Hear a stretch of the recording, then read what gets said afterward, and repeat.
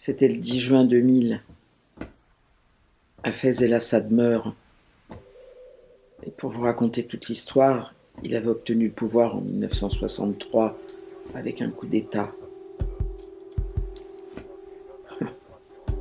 Plus de 30 ans. 30 ans d'années au pouvoir. Tout Damas pleurait son raïs, son chef. À la base, l'héritier, ça aurait pas dû être Bachar. Ça aurait dû être son frère aîné qui est mort quelques années auparavant. À la mort du père, les gens sortaient dans les rues avec des centaines de portraits de Hafez, en pleurant et en criant. Certains même se taillaient les veines à coups de lame de rasoir pour montrer le soutien à un régime de terreur militaire. Mais c'était fou. Demain je serai le premier ici. Peut-être je vais dormir là pour voir passer le président. Vous savez, tous les pays arabes ont perdu quelque chose avec la mort du Raïs Assad. La mort de notre président, c'est comme un coup de massue sur le monde arabe. Et puis après les funérailles, après la folie, c'est Bachar qui a pris le contrôle. Il avait fait des études d'ophtalmologie. Il avait une vraie réputation de réformateur et on pensait qu'il n'avait pas été formé par son père puisque c'était son frère qui devait prendre le pouvoir. Et c'est comme ça qu'a commencé le printemps de Damas. Après 30 années de dictature, les paroles se libéraient. À partir de l'hiver 2000, les Syriens découvraient Internet, ils débattaient des grands sujets dans les cafés. La presse était de nouveau libre. Les intellectuels ouvraient des espèces de clubs de parole. On parlait à ce moment-là d'une exception syrienne au Moyen-Orient.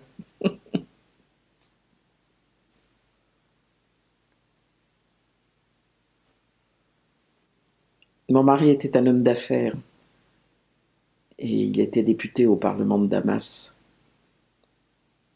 À ce moment-là, nous vivions très confortablement, c'est vrai. Il s'était toujours opposé au régime des Assad. Lui aussi croyait en ce printemps. Mais en mars 2001, Bachar changea complètement de politique. D'un coup, il arrêta et stoppa totalement le mouvement. Il a mis en place une pression militaire similaire à celle de son père. Le printemps, c'est donc terminé. Comme la majorité des opposants, mon mari fut arrêté par le régime. On lui a volé tout ce qu'il avait. Et on l'a jeté en prison. Il y est resté 3 ans. Heureusement, il n'a pas été torturé. Mais à sa sortie de prison, il a été condamné à l'exil. Le Canada, ça a été notre choix.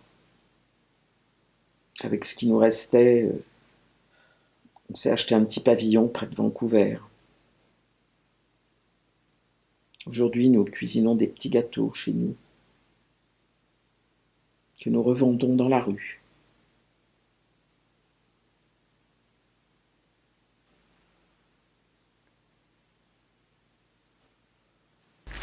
Vous avez vu ces photos, là, qui nous montrent comme des animaux? C'est écrit « Voyez ce qui arrive aux opposants de Assad ». Oui, on cuisine des gâteaux, et on en est fiers. Vous ne pouvez pas savoir à quel point je suis fier de mon mari. Il aurait pu faire comme tous ces autres petits salauds, là, à se ranger derrière Assad, qui aujourd'hui massacre son peuple. Nous, on ne vit pas dans un palais doré, mais on n'a pas de sang sur les mains. Mon mari ose encore se regarder dans la glace, lui. Et je vais vous dire quelque chose. Lui, au moins, il ne fait pas commerce du sang de notre peuple.